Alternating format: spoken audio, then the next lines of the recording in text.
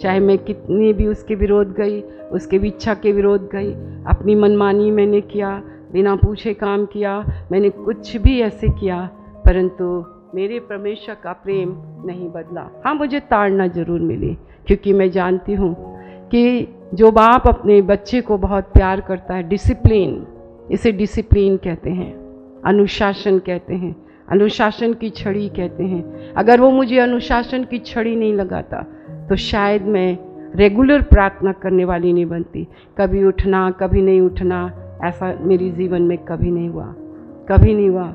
हो सकता है मेरे बाप ने मुझे ऐसा नहीं किया हो, जब मुझे पैदल चलना बिल्कुल पसंद नहीं था, 30 किलोमीटर उसने मुझे पैदल चलाया,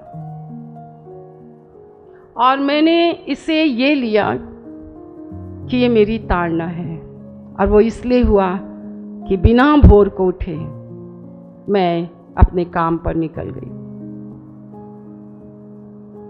हमेशा मैं सुपर फास्ट बस में जाती, उस दिन वो बस मुझे नहीं मिली, लोकल बस में मैं गई।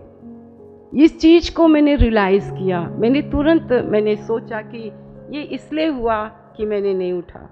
फिर एक बार कोचिंग क्लास, ट्यूशन होता है, मम्मी लोग ऐसी होती हैं, बेटा चीनी नहीं है, बेटा ये नहीं है, बेटा वो नहीं है, हाँ ना मम्मी ले लो, वहाँ रखा है ले लो, हाँ ना मम्मी रखा है ले लो। और आपको मालूम है ऐसा होता रहा।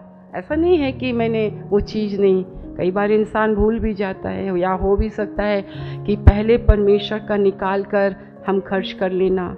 व्यवस्था मैंने परमेश्वर की आत्मा के द्वारा सीखा है, और ये अनुभव, एक अच्छी कलीसिया का जो अगुआ होता है वो अपने अनुभव से सिखाता है। अनुभव का होना बहुत ज़्यादा ज़रूरी है। और ऐसा हुआ, जिस स्कूल में, प्राइवेट स्कूल था, आपको बार बार मैं बताती हूँ कि मैंने एक ही जॉब चुना था, वो है पढ़ाई लिखाई जो भी था, स्कूल के साथ साथ प्रोफेसर जो भी था, और मैं एक ही लाइन में मैं चली। मैं ना 10 नौकरी नहीं, 10 इंटरव्यू नहीं, एक ही उद्देश्य था मेरा, बस मुझे उसके हिसाब से पढ़ना था, उसके हिसाब से करना था। और ऐसा हुआ, प्राइवेट जॉब करनी पड़ती है, टीचिंग करनी पड़ती है, एक्सपीरियंस बटोरना पड़ता है, बीएड करना पड़ता है, पढ़ना पड़ता है। और हमने शुरू से पढ़ा, बल्कि मैं तो बहुत ज़्यादा पढ़ी हूँ। परमेश्वर का हम धन्यवाद करते हैं, प्रभु का हम धन्यवाद करते हैं। और प्राइवेट स्कूल में एकदम बिल्कुल जाम थी मैं, वहाँ पर मतलब मैं हिल नहीं सकती थी।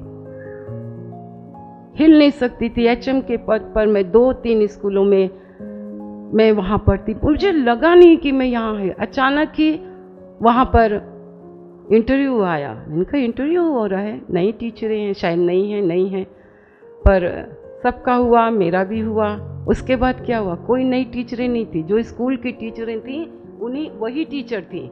और उसके बाद मेरे को पता चला, ठीक है आपको कॉल लेटर भेज देंगे, मुझे कॉल लेटर ही नहीं आया। आपको मालूम है इसका कारण क्या था? इसका कारण अपने परमेश्वर को दशवांश ना देना। आप कमाते हैं, आपको दशवांश देना। पत्नी नहीं कमाती, पत्नी क्यों दशवांश देगी? पत्नी कमाती है, पत्नी दशवांश दे, अपने पॉकेट मनी से दशवांश दे। इससे पहले आप पूरा मिर्च मसाला खरीद कर आप दशवांश देते हैं। मैं आपको बता रही हूँ, आप नहीं समझते, आप शायद नहीं समझेंगे, पर मैं तो व्यवस्था पढ़ती हूँ, मैं तो बाइबल पढ़ती हूँ। बाइबल कहती है कि परमेश्वर के व्यवस्था को पढ़ने वाला वो सब कुछ जानता है। ये विपत्ति का कारण क्या है, ये बेरोजगारी का, आपको पता है परमेश्वर ने मुझे 2 साल बेरोजगार रखा, मैंने ऐसे पकड़कर। क्योंकि अगर आपके पास आमदनी नहीं होती है ना, आपके घर में आपकी कोई वैल्यू नहीं होती, आपकी कोई वैल्यू नहीं होती है। मैंने इस चीज़ को सीखा, चाहे कोई भी हो जाए, वो आपको बैठा के नहीं खिला सकता है, सिवाय एक, वो है प्रभु यीशु।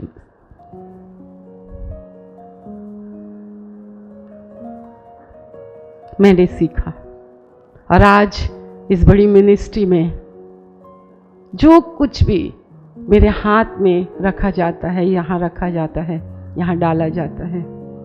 मैं चाहे कितनी भी थकी हूँ, कितनी भी ये हूँ, मैंने सीखा कि पहले उस लिफाफे से मैं अपने परमेश्वर का हिस्सा बाहर निकालूं। ये मैंने सीखा। और इस मिनिस्ट्री में परमेश्वर ने मुझे आज तक किसी भली वस्तु की घटी और कमी नहीं होने दी। मैं उस प्रभु का धन्यवाद कर शून्य से लेकर इस कलीसिया को रच लिया अपने ही प्रेम। पहले लोग ऐसे नहीं थे, आज उनका एटीट्यूड बदल गया है। एक माँ का एटीट्यूड बदल गया है, एक बच्ची का एटीट्यूड बदल गया है। पहले आप नहीं जानते थे, आप और आपका घराना परमेश्वर के पास ऑफरिंग देने के लिए भी नहीं था। आज का मेरा सब्जेक्ट है, चाहे आप प्रार्थना करें, चाहे आप वचन पढ़ें, चाहे आप चर्च में आएं, चाहे आप सेवा करें, दान दें, प्रभु भोज खाएं, जो कुछ भी आप प्रभु के लिए करते हैं, परमेश्वर आपके बाहर नहीं देखता है। परमेश्वर आपके अंदर के व्यवहार को देखता है, एटीट्यूड को देखता है, उद्देश्य को देखता है, आप क्यों कर रहे हैं वो देखता है। और इसके कई उदाहरण बाइबल में हैं। ये परमेश्वर ने इस वीक मुझे बहुत सी बातें, आपको मालूम है, परमेश्वर ने मुझसे कहा कि कटीली भूमि में बीज मत बो। हैं कौन है कटीली भूमि? आप लोग हो। फ्राइडे वाले हैं, जेंट्स मीटिंग है, क्या शुक्रवार के लोग हैं, क्या जहाँ पर मैं रेगुलर जाती हूँ वहाँ के लोग हैं? बोले कटीली भूमि में बीज मत बो। कटीली भूमि क्या करती है? कटीली भूमि क्या करती है?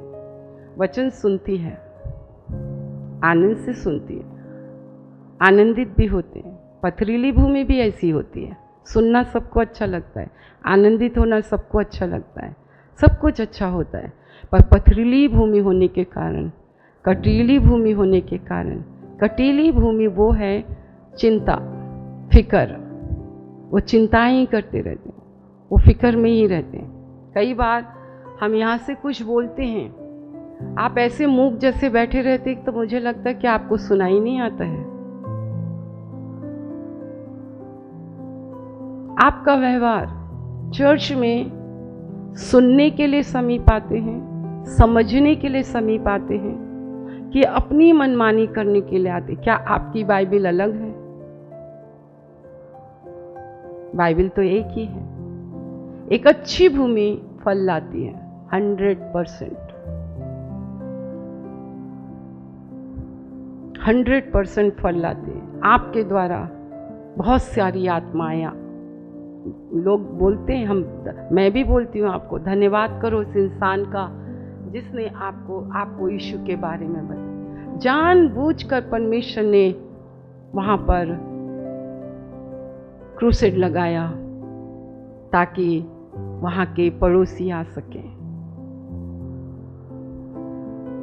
जिसने आपको यीशु के पास लाया, जिसने आपको यीशु के निकटता में लाया, और यीशु मसीह ने आपके जीवन को, 3 चीज़ आप एक विश्वासी के जीवन में होना चाहिए। मेरे साथ निकालेंगे 1 कुरिन्थियों की पुस्तक। मेरे जीवन का लक्ष्य है अपने प्रभु से, अपने परमेश्वर से, अपने सारे हृदय के साथ प्रेम करना, सारी शक्ति के साथ प्रेम करना,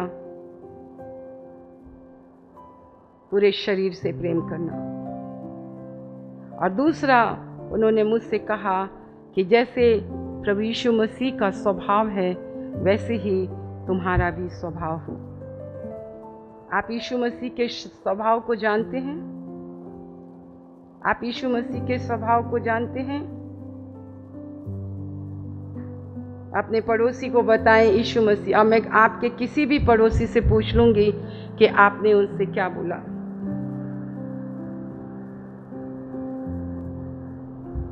ठीक है, निकालेंगे 1 कुरिन्थियों की पुस्तक, उसका 6वां अध्याय। मैं आपके लिए बोल रही हूँ।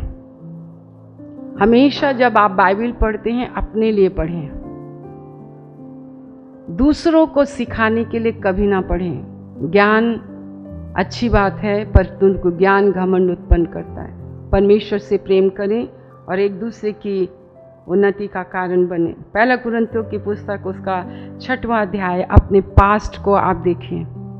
आपका पास्ट, आपका फ्यूचर और आपका प्रेजेंट बाइबल दिखाती है। आपका पास्ट बाइबल में है, आपका फ्यूचर बाइबल में है और आपका प्रेजेंट बाइबल में है, भूत, भविष्य और वर्तमान। इसलिए आपको बाइबल पढ़ना बहुत ज़्यादा ज़रूरी है, समझना बहुत ज़्यादा ज़रूरी है। अपने पड़ोसी से कहें, परमेश्वर मेरे आउटलुक नहीं, मेरे बाहरी आवरण को नहीं, वो मेरा एटीट्यूड देखता है। प्रार्थना करते समय मेरा एटीट्यूड देखता है, आराधना के समय मेरा एटीट्यूड देखता है, परमेश्वर की सेवा करते समय मेरा एटीट्यूड देखता है, दशवांश ऑफरिंग देते समय वो मेरा एटीट्यूड देखता है। परमेश्वर के घर में जो कुछ हम सेवा करते हैं, उस सेवा में वो आपके एटीट्यूड को देखता है। अगर ये बात आप जान जाएंगे तो आपके जीवन में परमेश्वर का भय आ जाएगा। आइए 7वां वचन से हम पढ़ेंगे। परंतु सचमुच तुम में बड़ा दोष तो यह है कि आपस में मुकदमा करते हो, अन्याय क्यों नहीं सहते, अपनी हानि क्यों नहीं सहते। परंतु तुम तो स्वयं अन्याय करते और हानि पहुंचाते हो, और वो भी भाइयों को। पता है आपको, ये एक जीवित कलीसिया, जिसे पौलुस ने एक बहुत धनाढ्य कलीसिया थी, ये जो है ना, आप लोग ये बहुत ध्यान से समझना। कुरिन्थी की कलीसिया एक धनाढ्य कलीसिया थी। परमेश्वर ने उनको इतना धन, इतना सम्मान, इतना सफलता, इतना वो दिया। और सोचो, पौलुस कलीसिया का प्रेरित वे होते हैं जिनके द्वारा परमेश्वर अद्भुत चिन्ह चमत्कारों को दिखाकर कलीसिया बनाता है परमेश्वर। और उस प्रेरित का नींव का पत्थर यीशु मसीह होता है।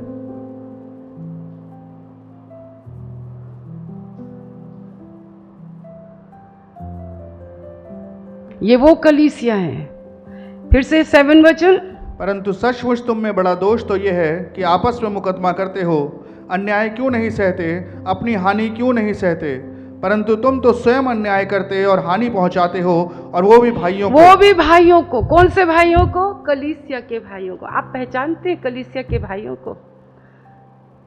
आप अपने माँ बाप के भाइयों को पहचानते हैं, उनके लिए मरने के लिए तैयार हो जाते हैं, अच्छी बात है।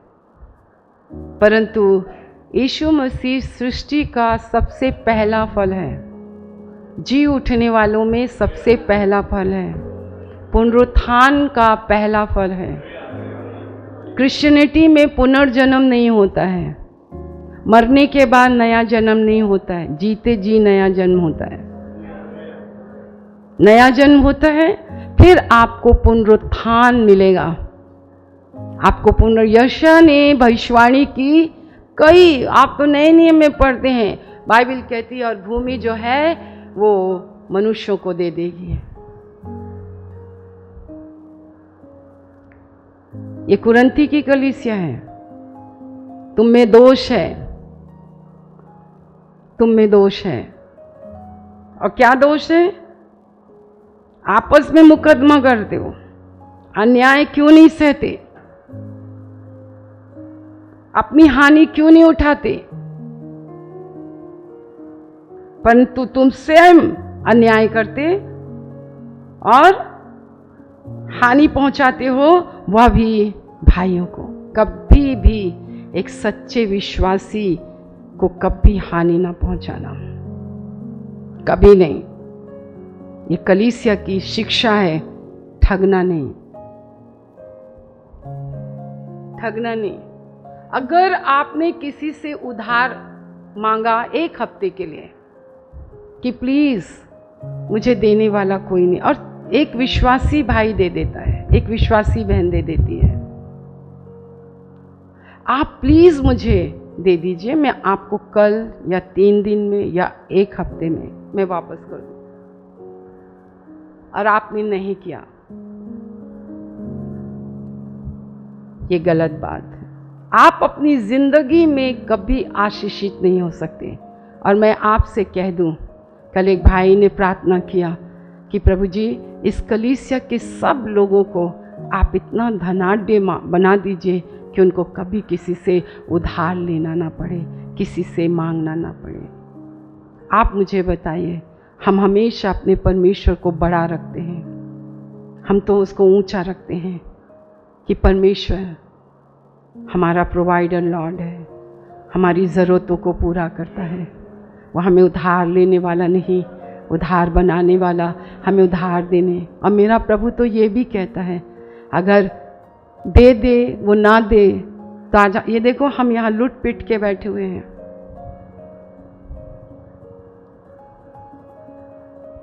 कई बात हम जब आपको अलर्ट करते हैं ना, सावधान करते हैं, हम किसी की बुराई नहीं करते, ये हमारा काम है। शायद आप नहीं समझते हैं पर हम आपको बताना चाहते हैं।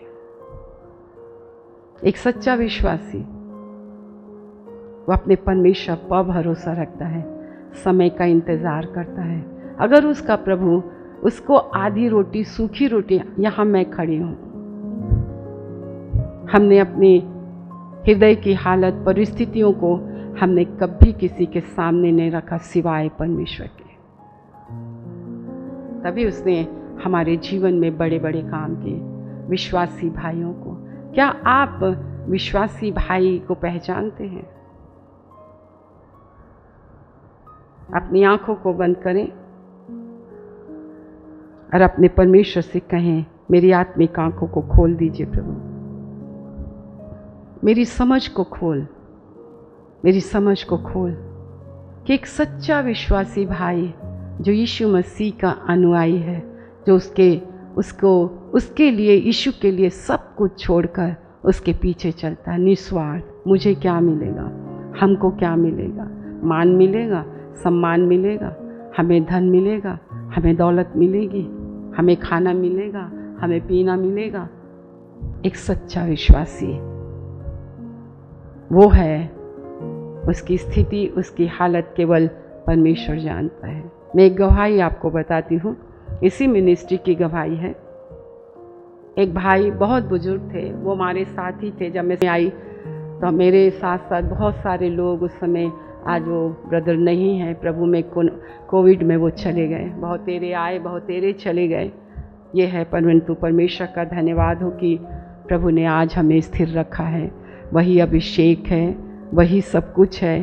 परमेश्वर के घर में कोई भी चीज़ खोई हुई नहीं है। मैं परमेश्वर का बहुत धन्यवाद करती हूँ, क्योंकि जहाँ दर्शन होता है वहाँ पर परमेश्वर आगे की बातों को बताता है।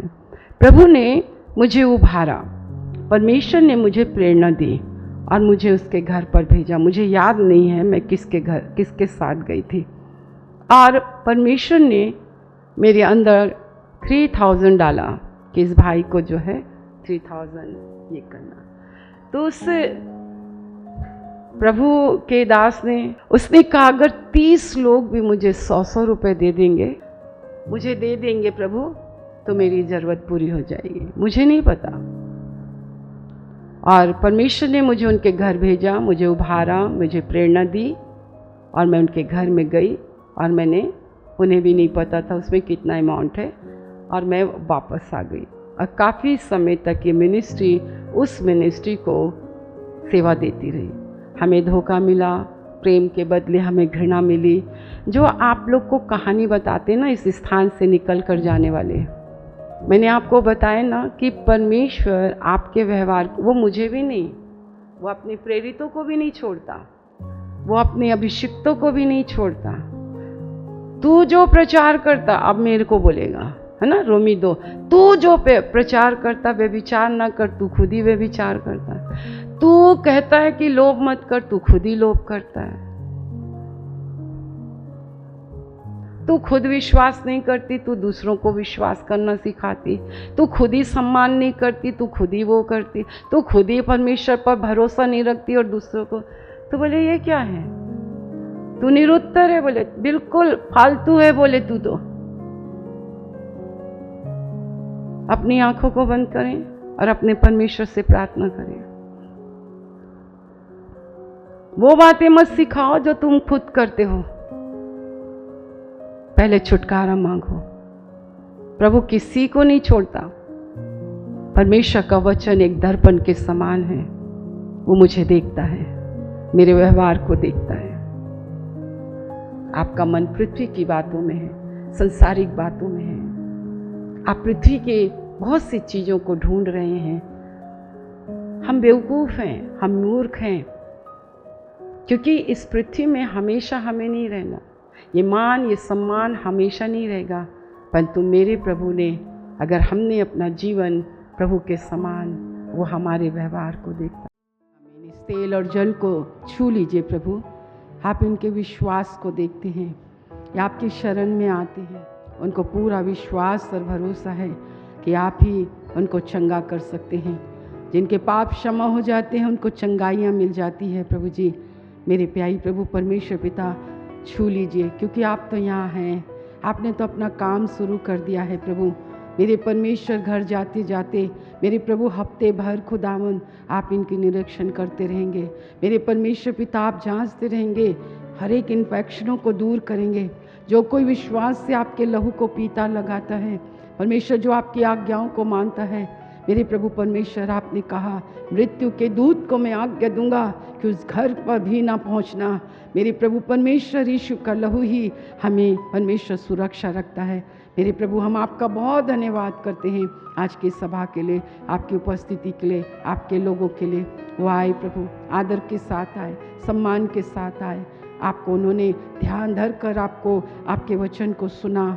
मेरे प्रभु, अधिकाई से आपका वचन इनके हृदय में बच जाए, ताकि वो कानाफूसी करने वाला, वो दोष लगाने वाला, इनको नीची दृष्टि में डालने वाला, मेरे परमेश्वर तंग करने वाला, नाश करने वाला, घात करने वाला, नष्ट करने वाला, जब इनके जीवन में काम करें, विचारों, कल्पनाओं, भावनाओं में, तो प्रभु ये मुंह खोल कर कहें, मैं जानता हूँ आज से 2000 वर्ष पूर्व क्रूस पर चढ़कर मेरे यीशु ने तुझे हराया है, और उसी क्रूस के द्वारा मुझे जय जयकार की ध्वनि सुनाई देती है। मैं अनुग्रह पाया हुआ हूँ, और आनंद और जय कलीसिया की है, आनंद और जय कलीसिया की है। मेरे प्रभु, हम धन्यवाद करते हैं, आपने सुना है, धन्यवाद। अब हमारे परमेश्वर पिता का प्रेम, प्रभु यीशु मसीह का अनुग्रह और पवित्र आत्मा की सहभागिता, जब तक यीशु अपने दुल्हन को लेने ना जाए, अपने प्रियों को लेने ना जाए, अपनी देह को उठाने ना जाए, तब तक प्रभु हम आप ही के अनुग्रह में बने रहेंगे। उसके लिए हम आपका धन्यवाद करते हैं, यीशु के नाम से मांगते हैं, आमीन।